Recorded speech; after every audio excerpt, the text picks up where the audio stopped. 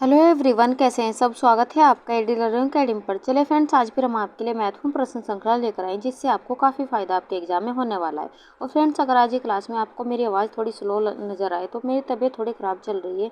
अभी तबीयत में सुधार नहीं है, फिर भी मैंने एक प्रयास करने की कोशिश की है ताकि आपको हम समय पर कंटेंट देते रहे। बस आप मैनेज करते ही चलेगा आज की क्लास में, और क्लास को अंत तक देखते ही चलेगा। आज की क्लास में हम आपको बेहतरीन कंटेंट देने वाले हैं जिससे आपको कई कॉन्सेप्ट यहाँ से क्लियर होने वाले हैं। तो चलिए कम समय में बेहतरीन रिवीजन के लिए शुरू करेंगे आज की महत्वपूर्ण क्लास। आज की क्लास का हमारा पहला क्वेश्चन है, निर्णय करने में उन उद्देश्यों का अस्तित्व निहित है जिनके प्रति इसका प्रतिस्थापन किया गया है। यह किसकी उक्ति है। ऑप्शन आपको दिए गए डी वुड्स थॉमस, सी ए वेस्टोन, एस्थर फ्रीचुबेटन या इनमें से कोई नहीं। और ये क्वेश्चन टीजीटी 2004 में पूछा जा चुका है और महत्वपूर्ण भी आप लगाते हुए चलेगा। आज ही क्लास को आपको ध्यान से पढ़ना है और क्वेश्चनों को भी ध्यान से पढ़ते हुए अपने आंसर देते हुए चलना है। आपको बताना है कि निर्णय करने में उन उद्देश्यों का अस्तित्व निहित है जिनके प्रति इसका प्रतिस्थापन किया गया है। ये उक्ति दी गई है डी वुड्स थॉमस के द्वारा। तो यहाँ पर हमारा पहला ही ऑप्शन यहाँ पर सही होगा। आगे बढ़ जाते हैं अपने अगले क्वेश्चन की ओर। क्वेश्चन नंबर 2, फ्लैश कार्ड की अधिकतम संख्या हो सकती है। ऑप्शन आपको दिए गए 6 से 8, 15 से 20, 20 से 22 या 10 से 12। और ये क्वेश्चन यूपीएलटी जुलाई 2018 और आरपीएससी स्कूल लेक्चर 2013 में क्वेश्चन पूछा जा चुका है। तो इम्पोर्टेंट आप लगाते चलिएगा। आपको बताना है कि फ्लैश कार्ड की अधिकतम संख्या हो सकती है। ऑप्शन यहाँ पर देखें तो चौथा ऑप्शन हमारा यहाँ पर सही होगा। फ्लैश कार्ड की अधिकतम संख्या 10 से 12 हो सकती है। तो चौथा ऑप्शन के साथ में हम यहाँ पर जाने वाले हैं। आइए देख लेते हैं महत्वपूर्ण व्याख्या के साथ में। फ्लैश कार्ड की अधिकतम संख्या 10 से 12 हो सकती है, जो हमारे क्वेश्चन का आंसर है। ओपी धामा के अनुसार यह कार्ड की श्रृंखला होती है जब इन्हें दर्शकों के सामने उपयुक्त क्रम में प्रस्तुत किया जाता है तो यह संपूर्ण कहानी कहते हैं। तो ये किसके द्वारा कहा गया है, ओपी धामा के द्वारा कहा गया है। तो इस कथन को भी आप याद करते हुए चलिएगा और इसकी संख्या को भी आप ध्यान रखते चलिएगा 10 से 12। आगे बढ़ जाते हैं अपने अगले क्वेश्चन की ओर। क्वेश्चन नंबर 3, जीवन चक्र की किस अवस्था में साधनों की मांग बढ़ जाती है।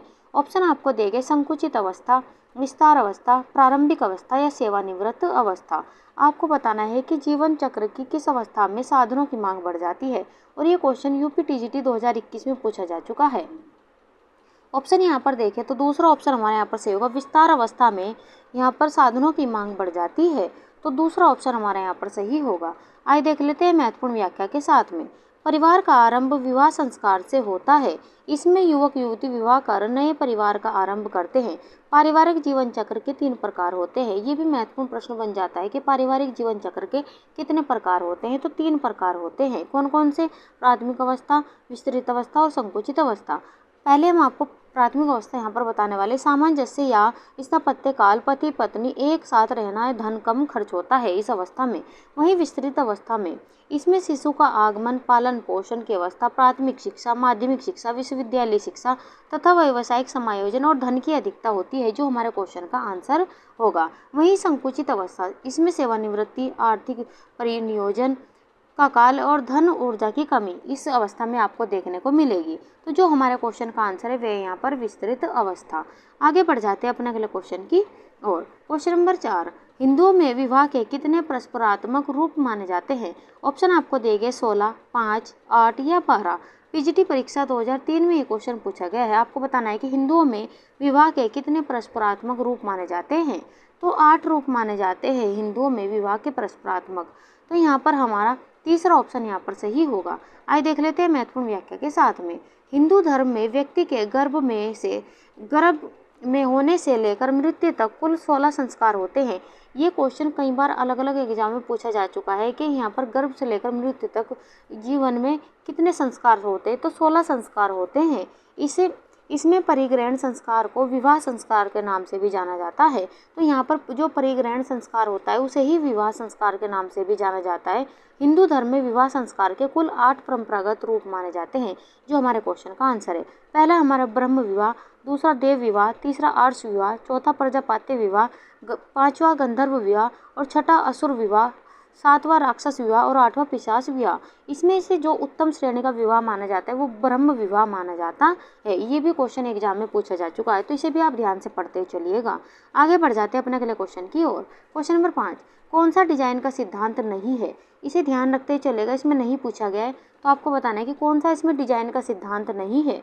ऑप्शन आपको दिए गए अनुपात, अनुरूपता, स्थान या बल। यूपी पीजीटी 2021 में ये क्वेश्चन यहाँ से पूछा जा चुका है। आपको बताना है कि डिजाइन का सिद्धांत कौन सा नहीं है।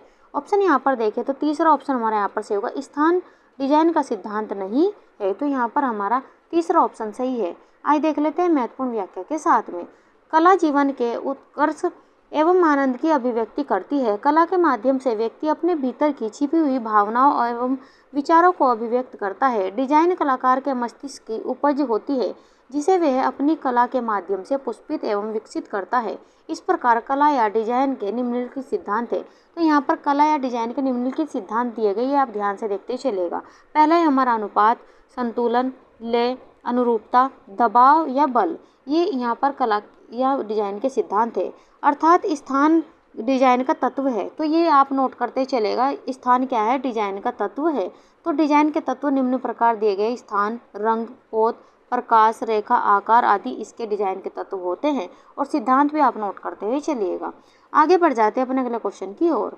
क्वेश्चन नंबर 6, वह प्रथम भारतीय पुरुष जिसने गृह विज्ञान में पीएचडी कर राजेंद्र कृषि विश्वविद्यालय पूसा समस्तीपुर बिहार में गृह विज्ञान संकाय के डीन पद पर कार्य किया। ऑप्शन आपको दिए गए, डॉक्टर के.एन.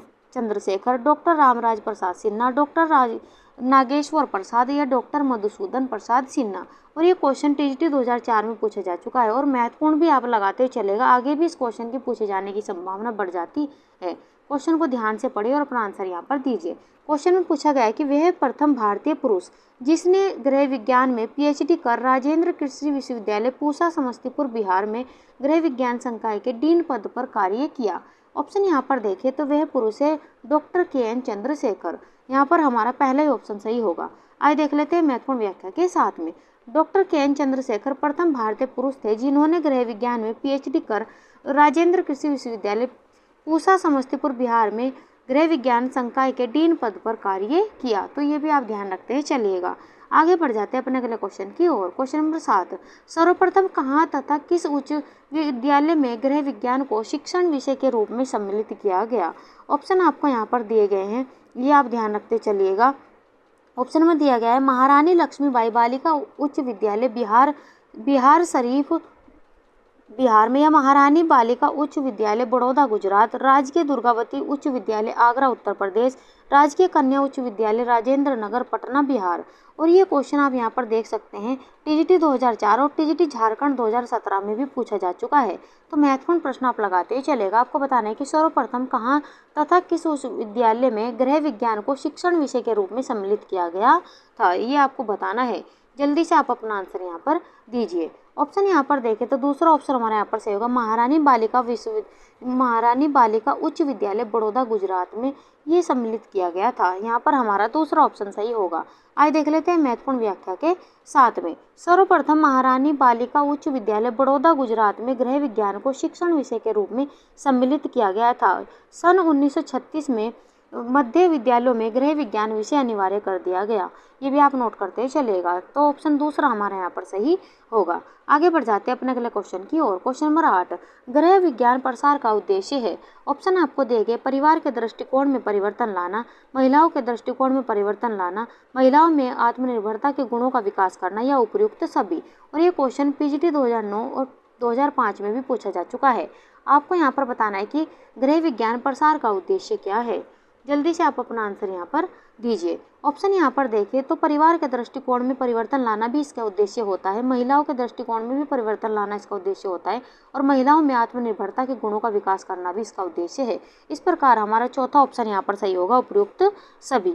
आगे बढ़ जाते हैं अपने अगले क्वेश्चन की ओर। क्वेश्चन नंबर 9, बाल कल्याण सेवाओं में स्वास्थ्य निरीक्षक, जन स्वास्थ्य नर्स तथा चिकित्सा अधिकारी के संपर्क स्थापित करने में किसका सहयोग प्रमुख है। ऑप्शन आपको दिए गए, पशु चिकित्सा पदाधिकारी, सहायक नर्स मिडवाइफ यानी कि एएनएम, या कृषि पदाधिकारी या अंचलाधिकारी। आपको यहाँ पर बताना है कि बाल कल्याण सेवाओं में स्वास्थ्य निरीक्षक, जन स्वास्थ्य नर्स तथा चिकित्सा अधिकारी के संपर्क स्थापित करने में किसका सहयोग प्रमुख होता है। जल्दी से आप अपना आंसर यहाँ पर दीजिए। ऑप्शन यहाँ पर देखें तो सबसे जो यहाँ पर प्रमुख सहयोग होता है वो होता है सहायक नर्स मिडवाइफ का, यानी कि एएनएम का। यहाँ पर हमारा दूसरा ऑप्शन सही होगा। आगे बढ़ जाते हैं अपने अगले क्वेश्चन की ओर। क्वेश्चन नंबर 10, सबसे बड़ी ग्रंथि जिसका भार 1.5 किलोग्राम तथा कोमल लाल होता है, जो अमाशय के ऊपरी भाग में दाईं तरफ उदरपट के नीचे होता है, कहलाता है। ऑप्शन आपको दिया गया अग्नाशय, यकृत, पित्ताशय या कोई नहीं। टीजीटी परीक्षा 2004 में भी ये क्वेश्चन यहाँ से पूछा गया है। अगर आपने हमारी पिछली क्लासेज को ध्यान से देखा है तो आप इसका आंसर आसानी से दे सकते हो। अगर आपको इतना भी पता है कि शरीर की सबसे बड़ी ग्रंथि कौन सी होती है तो उसका आंसर आप आसानी से दे सकते हो। तो दूसरा ऑप्शन हमारा यहाँ पर सही होगा, यकृत। यहाँ पर हमारा दूसरा ऑप्शन सही होगा। सबसे बड़ी ग्रंथि यकृत होता है और इसका वजन आपको यहाँ पर दिया गया है 1.5 किलोग्राम। ये भी आप ध्यान रखते हुए चलिए। कभी कभी ये भी पूछ लेता है कि कहाँ पर होता है शरीर में, तो कोमल लाल होता है और जो अमाशय के ऊपरी भाग में दाएं उदरपट के नीचे होता है। ये क्वेश्चन भी एग्जाम में पूछा जा चुका है, तो इसे भी आप ध्यान रखते चलेगा। तो दूसरा ऑप्शन हमारे यहाँ पर सही होगा। आगे बढ़ जाते हैं अपने अगले क्वेश्चन की ओर। क्वेश्चन नंबर 11, भ्रूणावस्था रहती है। ऑप्शन आपको दिया गया है गर्भधारण से 2 सप्ताह तक, 2 सप्ताह से 8 सप्ताह तक, 8 सप्ताह से 24 सप्ताह तक या 8 सप्ताह से जन्म तक। आपको बताना है कि भ्रूणावस्था रहती है और ये क्वेश्चन टीजीटी 2013 में पूछा जा चुका है। महत्वपूर्ण प्रश्न आप लगाते हुए चलिएगा। अगर हम भ्रूणावस्था की बात करें तो ये 2 सप्ताह से 8 सप्ताह तक की होती है। यहाँ पर हमारा दूसरा ऑप्शन यहाँ पर सही होगा। आइए देख लेते हैं महत्वपूर्ण व्याख्या के साथ में। भ्रूणावस्था गर्भकालीन अवस्था की उपावस्था है। भ्रूणावस्था 2 सप्ताह से 8 अवस्था तक रहती है, जो हमारे क्वेश्चन का आंसर है। इस अवस्था में शरीर में मुख्य अंगों का निर्माण होता है। दूसरे महीने के अंत तक इसका भार 2 ग्राम और लंबाई 1 इंच से 2 इंच तक हो जाती है। ये भी आप ध्यान रखते हैं चलिएगा। आगे बढ़ जाते हैं अपने अगले क्वेश्चन की और। क्वेश्चन नंबर 12, भूलने की अचेतन प्रक्रिया है। ऑप्शन आपको दिए गए समाहीकरण, प्रतिगमन, दमन या मानसिक कल्पना। यूपी टीजीटी 2021 में क्वेश्चन यहाँ से पूछा जा चुका है। आपको बताना है कि भूलने की अचेतन प्रक्रिया है। कौन सा ऑप्शन यहाँ पर सही होगा? ऑप्शन यहाँ पर देखें तो तीसरा ऑप्शन हमारे यहाँ पर सही होगा। भूलने की अचेतन प्रक्रिया है दमन। यहाँ पर हमारा तीसरा ऑप्शन सही है। आइए देख लेते हैं महत्वपूर्ण व्याख्या के साथ में। भूलने की अचेतन प्रक्रिया को दमन कहते हैं, जो हमारे क्वेश्चन का आंसर है। विस्मृति वह मानसिक प्रक्रिया है जिसमें जो ज्ञान अचेतन मन में सुरक्षित होता है वह वहाँ से विलोपित हो जाता है, जिसके कारण वह चेतन मन में नहीं आ पाता। जिस ज्ञान का प्रयोग विलोपन या विस्मृति कहते हैं, यानी कि जिस ज्ञान का प्रयोग विलोपन या विस्मृति कहते हैं, ये 2 प्रकार की होती है, जिसमें सक्रिय विस्मृति और निष्क्रिय विस्मृति। यहाँ पर आप देख सकते हैं कि 2 प्रकार की होती है, सक्रिय और निष्क्रिय। सक्रिय, इसमें हम जानबूझकर भूलने का प्रयास करते हैं परंतु भूल नहीं पाते हैं। यह स्मृति संकेत और स्मृति चिन्ह के कारण स्थायी हो जाती है। वही निष्क्रिय विस्मृति, जिसको हमारा मस्तिष्क याद तो करना चाहता है परंतु वह ऐसा नहीं कर पाता, अर्थात उसका जो ज्ञान होता है वह अचेतन में जाकर विलोपित यानी कि दमन हो जाता है। ये भी आप ध्यान रखते हुए चलेगा। कहीं से भी आपसे एग्जामिनर क्वेश्चन पूछे तो आप अपना आंसर यहाँ से आसानी से दे सको, इसलिए हम आपको व्याख्या सहित क्वेश्चन आपको कराते हैं। तो आप व्याख्या को ध्यान से पढ़ते हुए चलिएगा। जो भी आपको इंपॉर्टेंट पॉइंट लगे अपनी नोटबुक में आप साथ साथ नोट करते भी चलिएगा। आगे बढ़ जाते हैं अपने अगले क्वेश्चन की ओर। क्वेश्चन नंबर 13, वनस्पति कोशिका तथा जंतु कोशिका में समान रूप से पाया जाता है। ऑप्शन आपको दिया ग्लाइकोजन, क्लोरोफिल, स्टार्च, केंद्रक तथा जीव द्रव्य। यूपी पीजीटी 2021 और 2019 में क्वेश्चन पूछा गया है, तो महत्वपूर्ण प्रश्न आप लगाते हुए चलिएगा। आपको क्वेश्चन को ध्यान से पढ़ना है। इसमें पूछा गया है कि वनस्पति कोशिका तथा जंतु कोशिका में समान रूप से क्या पाया जाता है। जल्दी से आप अपना आंसर यहाँ पर दीजिए। कौन सा ऑप्शन यहाँ पर सही होगा?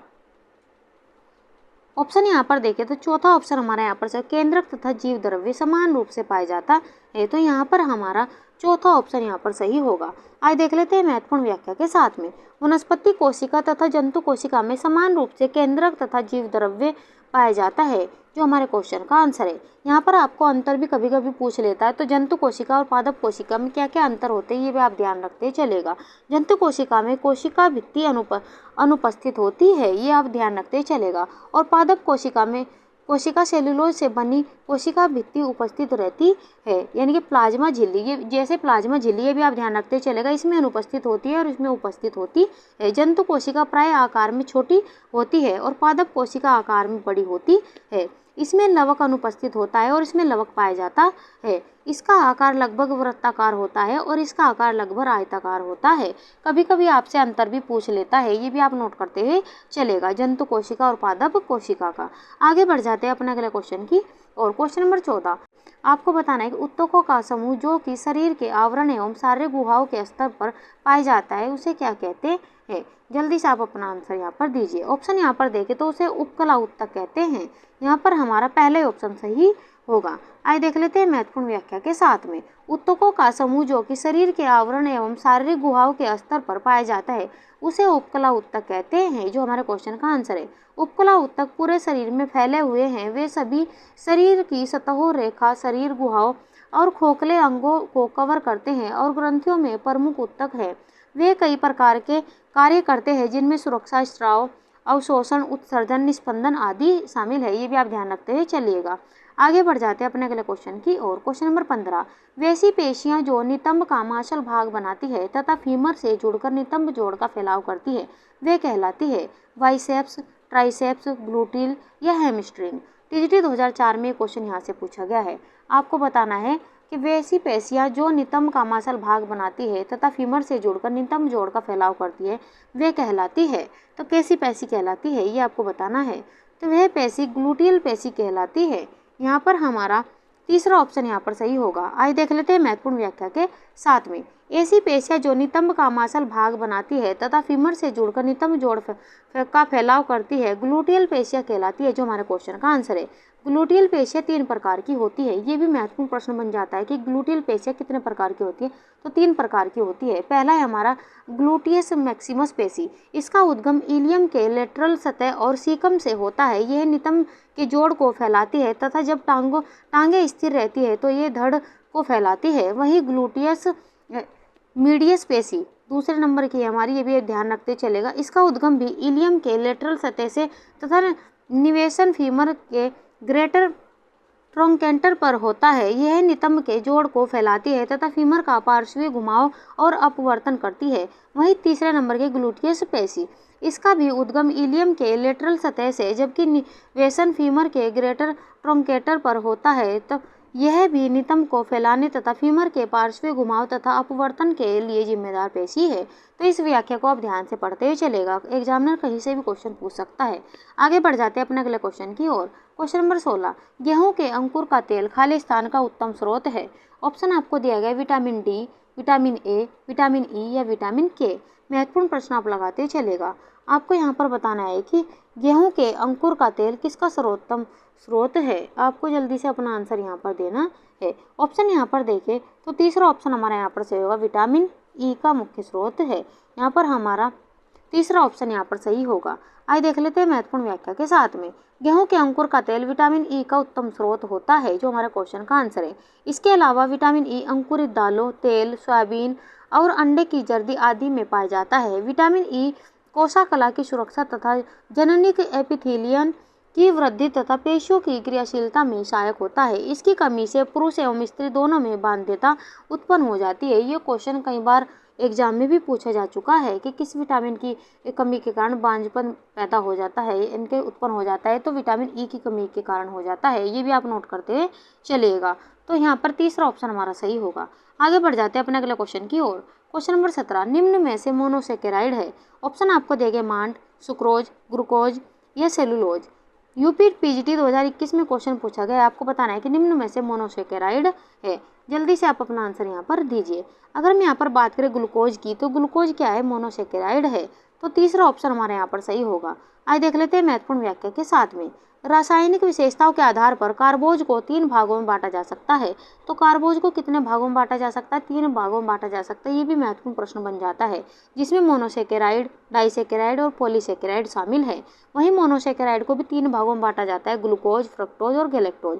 वहीं डाइसेकेराइड को भी 3 भागों में बांटा जाता है, सुक्रोज, माल्टोज और लैक्टोज। ये यहाँ से आपसे पूछे जाते हैं क्वेश्चन, इन्हें आप नोट करते ही चलेगा कि मोनोसेकेराइड के अंतर्गत कौन कौन से आते हैं ग्लूकोज, फ्रक्टोज और गैलेक्टोज। वहीं डाइसेकेराइड के अंतर्गत सुक्रोज, माल्टोज और लैक्टोज।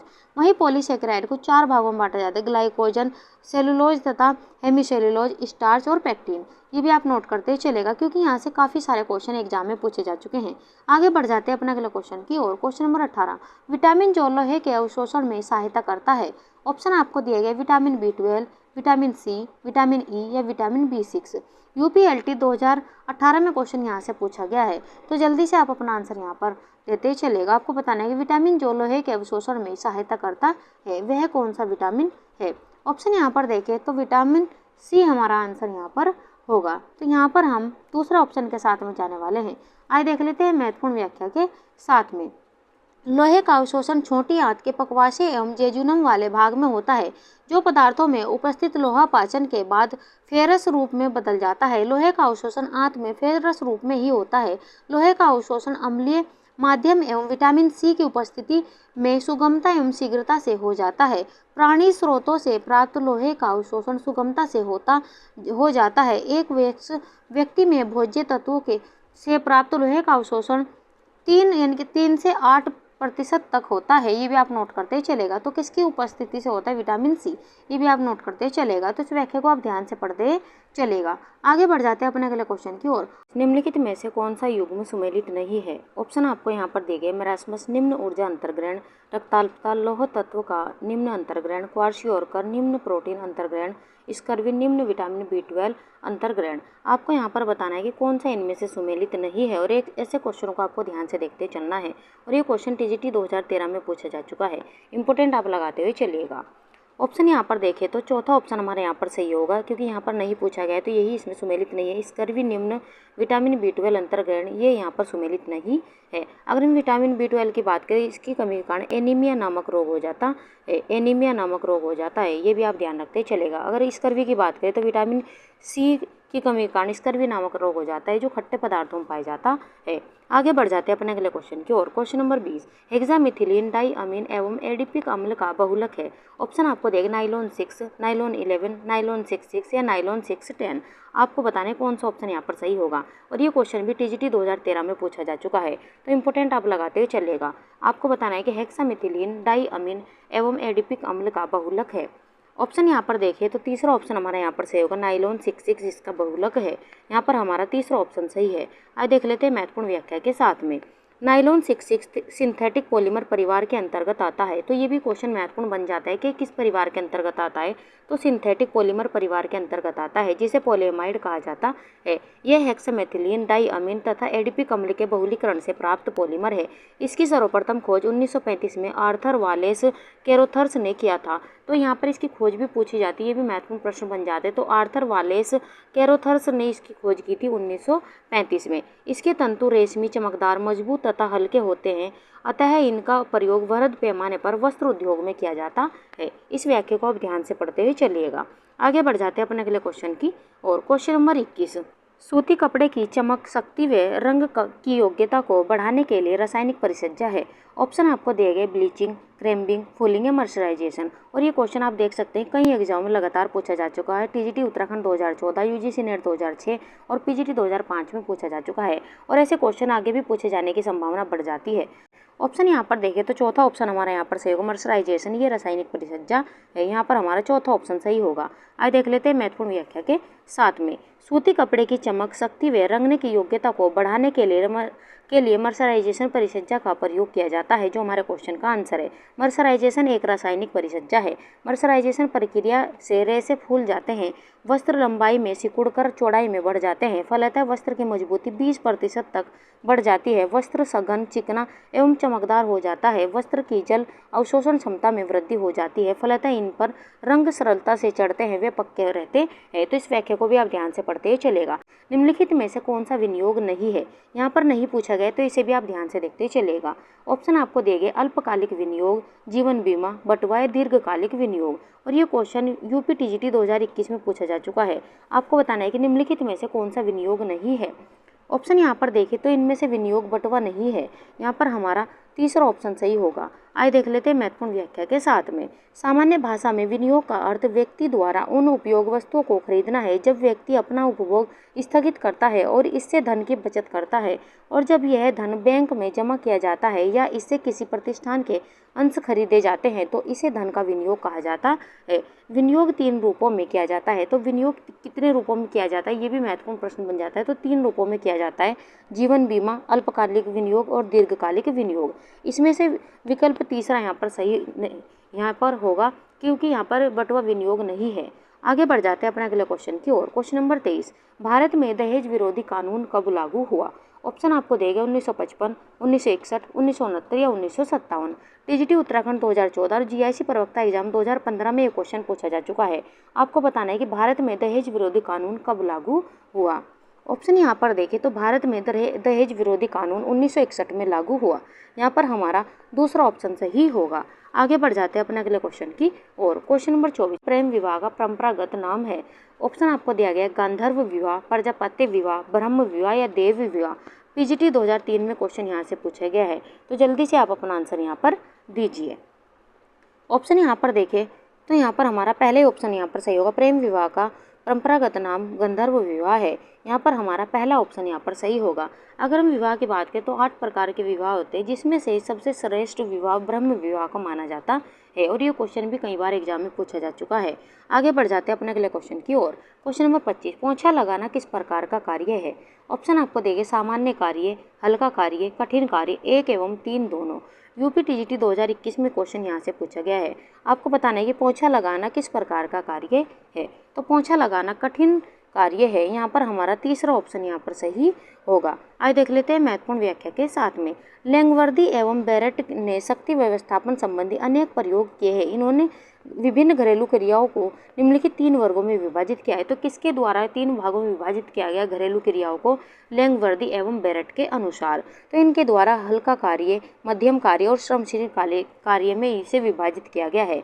हल्के कार्य में इनके द्वारा हाथ एवं मशीन द्वारा सिलाई, बुनाई करना, रफू करना, लिखना आदि इनके द्वारा हल्का कार्य बताए। अगर हम मध्यम कार्य की बात करें तो शिशु को वस्त्र पहनाना, छोटे वस्त्रों पर प्रेस करना, टॉवेल, नैपकिन, ब्लाउज, बर्तन धोना, पैर की मशीन से सिलाई करना, कमरों की सफाई करना, ये मध्यम कार्य के अंतर्गत आते हैं। वहीं श्रमशील कार्य बड़े वस्त्र धोना, पोंछा लगाना, चादर धोना और फर्श धोना, ये श्रमशील कार्य के अंतर्गत आते हैं। तो ये लैंगवर्दी और बैरेट के अनुसार आप ध्यान रखते चलिएगा। आगे बढ़ जाते हैं अपने अगले क्वेश्चन की ओर। क्वेश्चन नंबर 26, सूची 1 को सूची 2 के साथ सुमेलित कीजिए तथा नीचे दिए गए कूट का प्रयोग करते हुए सही उत्तर को चुनिए। आपको यहाँ पर सूची 1 को सूची 2 के साथ में मैच करना है और अपना आंसर यहाँ पर देना है। और ये क्वेश्चन यूपीएलटी जुलाई 2018 में पूछा जा चुका है। अगर हम यहाँ पर मूल्य की बात करें, क्या ये पार्कर के द्वारा दिए गए कार्य सरलीकरण फोलेट का सुझाव है, क्या निर्णय प्रक्रिया मुंडेल के परिवर्तन का वर्ग है, क्या बजट एंजल का नियम या प्रांक का? आपको यहाँ पर मैच करना है। अगर हम मूल्य की बात करें तो ये पार्कर का यहाँ पर के साथ में मैच होगा। वहीं कार्य सरलीकरण की अगर हम बात करें तो मुंडेल के साथ में मैच होगा। वहीं निर्णय प्रक्रिया, अगर हम निर्णय प्रक्रिया की बात करें तो फोलेट का सुझाव के साथ मैच होगा। वहीं बजट एंजल के साथ में मैच होगा। यहाँ पर ए का पहला यहाँ पर 2 ही ऑप्शन में दिया गया है, तो 2 ऑप्शन तो आपके ऐसे ही यहाँ पर कट जाते हैं।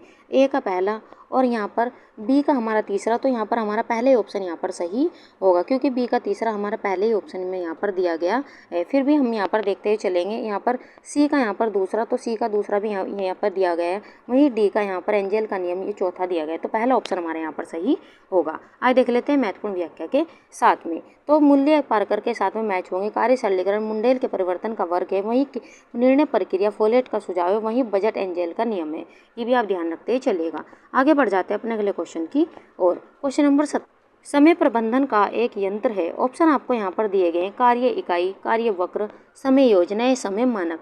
टीजीटी 2011 में क्वेश्चन यहाँ से पूछा गया है। आपको बताना है कि समय प्रबंधन का एक यंत्र है। जल्दी से आप अपना आंसर यहाँ पर दीजिए। ऑप्शन यहाँ पर देखें तो दूसरा ऑप्शन हमारे यहाँ पर सही होगा, कार्य वक्र, ये समय प्रबंधन का एक यंत्र है। यहाँ पर हमारा दूसरा ऑप्शन सही होगा। आइए देख लेते हैं महत्वपूर्ण व्याख्या के साथ में। कार्य वक्र समय प्रबंधन प्रक्रिया का एक महत्वपूर्ण यंत्र है, जो हमारे क्वेश्चन का आंसर है। इसके अंतर्गत कार्यों को ग्राफ पेपर पर वक्र के रूप में प्रदर्शित करके समय को नियोजित तरीके द्वारा प्रतिबंधित किया जाता है, जिसे हम CPM कहते हैं, यानी कि क्रिटिकल पाथ मेथड भी इसी के अंतर्गत आता है। ये भी आप ध्यान रखते हैं चलिएगा। आगे बढ़ जाते हैं अपने अगले क्वेश्चन की और क्वेश्चन नंबर 28, एक रसोई में कार्य त्रिकोण किसके बीच संचरण की रेखा दर्शाता है? ऑप्शन आपको दिए गए रेंज, स्टोरेज और मिक्सर। रेफ्रिजरेटर, मिक्सर और रेंज। रेफ्रिजरेटर, सिंक और कुकिंग सरफेस। मिक्सर, स्टोरेज और सिंक। टीजीटी झारखंड 2017 में क्वेश्चन ये पूछा गया है। आपको बताना है कि एक रसोई में कार्य त्रिकोण किसके बीच संचरण की रेखा को दर्शाता है। महत्वपूर्ण प्रश्न आप लगाते चलेगा। ऑप्शन यहाँ पर देखिए तो तीसरा ऑप्शन हमारे यहाँ पर सही होगा। रेफ्रिजरेटर, सिंक और कुकिंग सरफेस के अंतर्गत इस संचरण इनके बीच में संचरण को दर्शाता है। यहाँ पर हमारा तीसरा ऑप्शन यहाँ पर सही होगा। आगे बढ़ जाते हैं अपने अगले क्वेश्चन की ओर। क्वेश्चन नंबर 29, प्रेशर कुकर के वाष्प के दबाव को नियंत्रित करने के लिए किसका उपयोग किया जाता है? ऑप्शन आपको दिया गया है सुरक्षा वाल्व, वेट, निकासी नली या यहाँ पर रबड़ का छल्ला। पीजीटी 2009 में क्वेश्चन यहाँ से पूछा गया है। आपको बताना है कि प्रेशर कुकर के वाष्प के दबाव को नियंत्रित करने के लिए किसका उपयोग किया जाता है। महत्वपूर्ण प्रश्न आप लगाते चलेगा। ऑप्शन यहाँ पर देखें तो पहले ऑप्शन हमारे यहाँ पर सही होगा, सुरक्षा वाल्व का उपयोग किया जाता है। यहाँ पर हमारा पहला ऑप्शन सही है। आइए देख लेते हैं महत्वपूर्ण व्याख्या के साथ में। प्रेशर कुकर के वाष्प के दबाव को नियंत्रित करने के लिए सुरक्षा वाल्व यानी कि सेफ्टी वाल्व का प्रयोग किया जाता है। जब प्रेशर कुकर में दबाव नियंत्रण क्षमता से अधिक हो जाता है और वाष्प सीटी के माध्यम से बाहर नहीं निकलती है तो यह वाल्व कुकर से स्वतः ही निकल जाता है, जिससे कुकर फटने से बच जाता है। ये भी आप नोट करते चलिएगा। आगे बढ़ जाते हैं अपने अगले क्वेश्चन की ओर। क्वेश्चन नंबर 30, द्वितीयक रंग क्या है? ऑप्शन आपको दिए गए प्राथमिक रंगों के मिश्रण से बनाए गए रंग, नीला, काला, सफ़ेद के मिश्रण से बने रंग, लाल एवं पीले के मिश्रण से बना रंग या उपरोक्त सभी। यूपी टीजीटी 2021 में क्वेश्चन पूछा गया है और महत्वपूर्ण प्रश्न आप लगाते चलिएगा। आपको बताना है कि द्वितीयक रंग क्या है। ऑप्शन यहाँ पर देखें तो प्राथमिक रंगों के मिश्रण से बनाए गए रंग द्वितीयक रंग कहलाते हैं। यहाँ पर हमारा पहले ऑप्शन यहाँ पर सही होगा। आइए देख लेते हैं महत्वपूर्ण व्याख्या के साथ में। आप यहाँ पर देख सकते हैं कि प्राथमिक रंगों के मिश्रण से बनाए गए रंग द्वितीयक रंग है, जो हमारे क्वेश्चन का आंसर है। प्रांग के अनुसार रंगों का वर्गीकरण, तो ये क्वेश्चन यहाँ से पूछा जाता है प्रांग के अनुसार। तो प्राथमिक रंग, द्वितीय रंग, मध्यम यानी मध्यवर्ती रंग, तृतीयक श्रेणी का रंग और चतुर्थ श्रेणी के रंग। तो आप यहाँ पर देख सकते हैं प्राथमिक रंग जो जिन्हें हम स्वतंत्र रंग भी कहते हैं, जिसमें पीला, लाल और नीला इसमें प्राथमिक रंग किसके अनुसार है? प्रांग के अनुसार आएंगे। और प्रांग के अनुसार आप यहाँ पर देख सकते हैं इसका वर्गीकरण भी, तो ये भी आप यहाँ पर नोट करते चलेगा। आगे बढ़ जाते हैं अपने अगले क्वेश्चन की ओर। आपको यहाँ पर बताना है कि संश्लिष्ट रंजक की खोज किसके द्वारा की गई थी। और ये क्वेश्चन यूपी टीजीटी 2021 और यूपी पीजीटी 2021 में पूछा जा चुका है और महत्वपूर्ण आप प्रश्न को लगाते हुए चलिएगा। जल्दी से अपना आंसर आप यहाँ पर दीजिए। ऑप्शन यहाँ पर देखें तो पहले ऑप्शन हमारे यहाँ पर से होगा, विलियम हेनरी पार्किन के द्वारा संश्लिष्ट रंजक की खोज की गई थी। तो यहाँ पर हमारा पहले ऑप्शन सही है। आइए देख लेते हैं महत्वपूर्ण व्याख्या के साथ में। रंग दो प्रकार के होते हैं। तो रंग दो प्रकार के होते हैं, प्राकृतिक रंग और संश्लेषित रंग। सन 1856 ईस्वी में संश्लेषित रंग का आविष्कार हुआ। इसका श्रेय विलियम हेनरी पार्किन को जाता है। तो ये इसकी खोज कब की गई थी? तो 1856 में की गई थी। किसके द्वारा? हेनरी पार्किन के द्वारा की गई थी। संश्लेषित रंग विविध रंगों एवं शेड्स में उपलब्ध होते हैं तथा प्राकृतिक रंगों की अपेक्षा सस्ते होते हैं। इनका उपयोग सरलता एवं सफलतापूर्वक किया जा सकता है। तो पहले ऑप्शन हमारे यहाँ पर सही होगा। आगे बढ़ जाते हैं अपने अगले क्वेश्चन की और। क्वेश्चन नंबर 32, प्राथमिक रंग है। ऑप्शन आपको यहाँ पर देंगे लाल, हरा, पीला, लाल, हरा, नीला, लाल, नीला, पीला या बैंगनी, लाल, हरा। आरपीएससी स्कूल लेक्चरर 2013 और असिस्टेंट प्रोफेसर प्रवक्ता एग्जाम 2014-15 में क्वेश्चन पूछा जा चुका है। तो इंपॉर्टेंट आप लगाते ही चलेगा। आपको बताने के प्राथमिक रंग है, तो कौन कौन से प्राथमिक रंग है ये आपको बताना है। तो लाल, नीला, पीला ये प्राथमिक रंग है। तो तीसरा ऑप्शन हमारा यहाँ पर सही होगा। तो यहाँ पर हम तीसरा ऑप्शन के साथ में जाने वाले हैं। आइए देख लेते हैं महत्वपूर्ण व्याख्या के साथ में।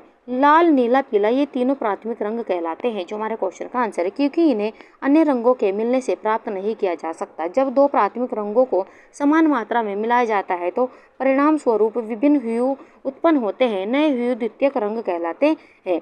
द्वितीयक रंग 3 होते हैं, तो द्वितीयक रंग भी 3 होते हैं कि बैंगनी, जामुनी यानी कि प्रांग प्रणाली के अनुसार, हरा और नारंगी ये द्वितीयक रंग है। इस डायग्राम के अनुसार भी आप यहाँ पर देख सकते हैं। यहाँ पर येलो, रेड और ब्लू ये प्राथमिक रंग है। और आप यहाँ पर देख सकते हैं आप द्वितीयक रंग भी आपको यहाँ पर दिए गए, इन्हें भी आप नोट करते हैं चलिएगा। रंग वस्त्र के सौंदर्य को बढ़ाते हैं और सुंदर वस्तु सभी को अच्छी लगती है। प्रांग के अनुसार 3 प्राथमिक रंग होते हैं, जैसे लाल, पीला, नीला आदि। इन्हीं तीनों रंग के सम्मिश्रण से विभिन्न प्रकार के रंग बनते हैं, परंतु ये तीनों रंग ऐसे होते हैं जिन्हें किसी अन्य रंग से प्राप्त नहीं किया जा सकता। ये भी आप नोट करते ही चलेगा। तो मैंने आपको यहाँ पर समझाने की कोशिश की द्वितीयक और यहाँ पर प्राथमिक रंग, और ये प्रांग के अनुसार भी आप यहाँ पर देखते हुए चलेगा, क्योंकि यहाँ से कई बार क्वेश्चन पूछा जा चुका है। इस व्याख्या को आप ध्यान से पढ़ते ही चलिएगा। आगे बढ़ जाते हैं अपने अगले क्वेश्चन की ओर। वर्ण, गहराई और मान खाली स्थान की 3 विभिन्न विमाएं हैं। ऑप्शन आपको दिए गए पैटर्न, संरचना, रंग या रेखा। पीजीटी 2019 में क्वेश्चन यहाँ से पूछा गया है। आपको बताना है कि वर्ण, गहराई और मान खाली स्थान आपको यहाँ पर दिए गए 3 विभिन्न विमाएं हैं। तो आपको बताना है कौन सा ऑप्शन यहाँ पर सही होगा। तो ये रंग की 3 विभिन्न विमाएं हैं, यहाँ पर हमारा तीसरा ऑप्शन सही है। आइए देख लेते हैं महत्वपूर्ण व्याख्या के साथ में। वर्ण, गहराई और मान रंग की 3 विभिन्न विमाएं हैं। रंग आज सौंदर्य बोध का पर्यायवाची बन गया है। हम जब जीवन में सरसता, सुंदरता एवं आनंद की बात करते हैं तो उसे जीवन में रंग बिखेरने की संज्ञा ही देते हैं। रंग की प्रकृति एवं ईश्वर की सबसे बहुमूल्य देन में से एक है। रंग के बिना जीवन की कल्पना भी नहीं की जा सकती है। तो ये भी आप ध्यान रखते हैं चलिएगा। आगे बढ़ जाते हैं अपने अगले क्वेश्चन की ओर। क्वेश्चन नंबर 34 हरा, नारंगी एवं बैंगनी है। ऑप्शन आपको दिए गए प्राथमिक रंग, द्वितीयक रंग, तृतीयक रंग या मध्यवर्ती रंग। टीजीटी परीक्षा 2013 में क्वेश्चन यहाँ से पूछा गया। अगर आपने पिछले क्वेश्चनों को ध्यान से देखा है तो इसका आंसर आप आसानी से दे सकते हो। आपको बताना है कि हरा, नारंगी एवं बैंगनी रंग है। तो हरा, नारंगी और बैंगनी रंग ये द्वितीयक रंग है। यहाँ पर हमारा दूसरा ऑप्शन सही होगा। आइए देख लेते हैं महत्वपूर्ण व्याख्या के साथ में। इस व्याख्या से आप अच्छे से यहाँ पर समझ पाओगे। प्रांग के अनुसार रंग 5 प्रकार के होते हैं। प्राथमिक रंग, द्वितीयक रंग, मध्यवर्ती रंग जिन्हें माध्यमिक रंग भी कहते हैं, तृतीयक श्रेणी के रंग, चतुर्थ श्रेणी के रंग। तो ये भी आप नोट करते ही चलिएगा। माध्यमिक रंग अगर हम प्राथमिक रंग की बात करें तो प्राथमिक रंग 3 है। यह तो पीला, यानी कि पीला, लाल और नीला, ये भी आप ध्यान रखते चलेगा। तो यहाँ पर तो प्राथमिक रंग आप यहाँ पर देखते चलेगा, ये पीली, लाल और नीली दो मुख्य रंगतों के मिश्रण से 3 द्वितीय श्रेणी की रंगतें बनती है, जिन्हें हरा, नारंगी और बैंगनी कहा जाता है, जो हमारे क्वेश्चन का आंसर है। निकटवर्ती मुख्य एवं द्वितीय श्रेणी की रंगतों के मिश्रण से जो रंगतें तैयार होती है उन्हें मध्यवर्ती रंग श्रेणी में रखा जाता है, जबकि द्वितीय श्रेणी की 2 रंगतों के मिश्रण से बनने वाली रंगतें तृतीय श्रेणी के यानी तृतीय श्रेणी की रंगतें तथा 2 तृतीय श्रेणी की रंगतों से मिलकर चतुर्थ श्रेणी की रंगतें बनती है। तो इसके माध्यम से भी आप यहाँ पर समझ सकते हो। यहाँ पर आपको मध्यवर्ती श्रेणी, प्राथमिक श्रेणी और यहाँ पर द्वितीय श्रेणी और तृतीय श्रेणी भी आपको यहाँ पर दी गई। तो इसे आप यहाँ पर ध्यान से देखते हुए चलिएगा। आगे बढ़ जाते हैं आज की क्लास के अभ्यास प्रश्न की। तो आज का अभ्यास प्रश्न है, फर्नीचर की दरारों को भरने के लिए प्रयोग किया जाता है। ऑप्शन आपको देंगे पुटीन अथवा मोम, लाख, लकड़ी का बुरादा या फेविकोल। फ्रेंड्स, इसका आंसर आपको हमें कमेंट बॉक्स में देना है। आज की क्लास आपको हमारी कैसी लगी? हमारा प्रयास अगर आपको अच्छा लगा हो तो लाइक, सब्सक्राइब करना ना भूलें। और हमने प्रयास करने की कोशिश की ताकि आपको कंटेंट हम समय से देते रहें, और आप क्लास को ज़्यादा से ज़्यादा शेयर भी कीजिएगा और भी बच्चों को, ताकि और भी बच्चों को इसका फ़ायदा हो सके। तो चलिए मिलते हैं ऐसे ही बेहतरीन क्वेश्चनों के साथ में अगली क्लास में। तब तक के लिए आप खुश रहिए, अपने माता पिता का सम्मान कीजिए। क्लास देखने के लिए धन्यवाद।